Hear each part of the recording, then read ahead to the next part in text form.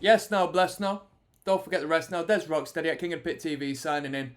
I've got a little rating to give, and I've got a review, overview, so to say, on Silverstein's debut LP.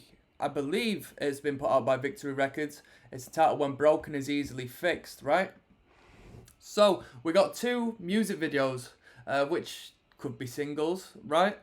Smashed Into Pieces and Giving Up, which is track one of two. Okay, so my first introduction to the record was Smashed Into Pieces, and if you were if you were watching my song by song reaction process, which will be on this channel, you'll have acknowledged I came into this with, a bit glum. I've had a bad weekend not ahead of me, behind me. You see what I mean? My brain scrambled.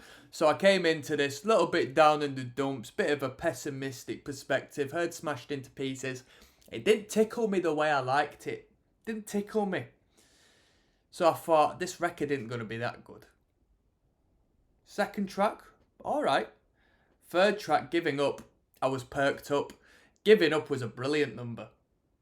Giving up me. I still remember the hook, even though I've listened to the entire record and I heard it once. That's a great number. That's a great number. Overall, this record is very consistent. The soundscape in regards to the sound engineering and the production on the instrument and the vocal and so forth was very good. Yeah, it was good enough. I'll tell you that much. We don't have too much outside studio magic, too much, flair and effects and frills and so forth, which is what I like. It's relatively organic. You do have a violin, perhaps, is that what it is? That sinks its way into a few tunes. That's a nice addition. It's reminiscent of an era I was brought up in. It's a Like the Hawthorne Heights record I listened to. I don't know when this record was put out.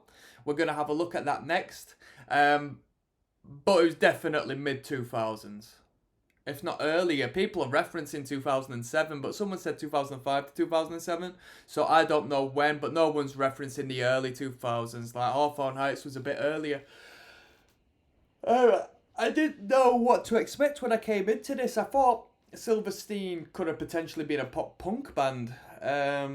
Which I guess they are in a way. There is a, element of that, whether you like it or not, in the music. There is an element of that, but it really sums up a sound that can't be done organically in 2023. This was a time and a place. This music, and even watching the music video, the first music video, the first song, the drummer's hairstyle represented everything. That was all I needed to see. This was a time and a place. This was the scene kid movement. This was emo as we knew it, and it touched me in an emotional place where not many bands can, purely because it linked to, my adolescent years. So that was very cool. From there, where do we go? So the guitar lines were good. There were some great riffs here and there. The frontman definitely has a good way with melody. I don't think his voice is the best, but his melodies were pretty bloody good. His writing was good. The writing was very general. It wasn't direct.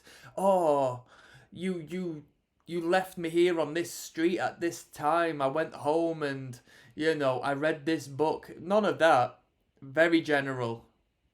But that's how you appeal to a broad market, because you can project your own precise ideas on this general idea. This band essentially creates a canvas for you to paint your picture, as opposed to give you the picture for you to admire. You see where I'm coming from? So that's cool. If I'm going to rate this record, I'm going to rate it... When I heard that first song, I was down in the dumps. I said, it's probably going to be a 5 out of 10 record if this is like the single.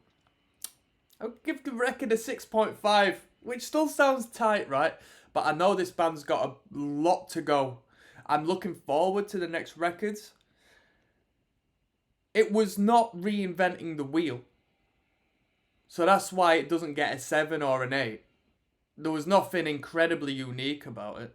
It was well produced, and I did like the harsh vocals. Normally in these acts, I think the harsh vocals are a bit too intense. Although it does signify the time and the era and the place. I've never been a big fan, even back then, I was never a big fan of the harsh vocals. I like being brutal and it being into alternate music, right?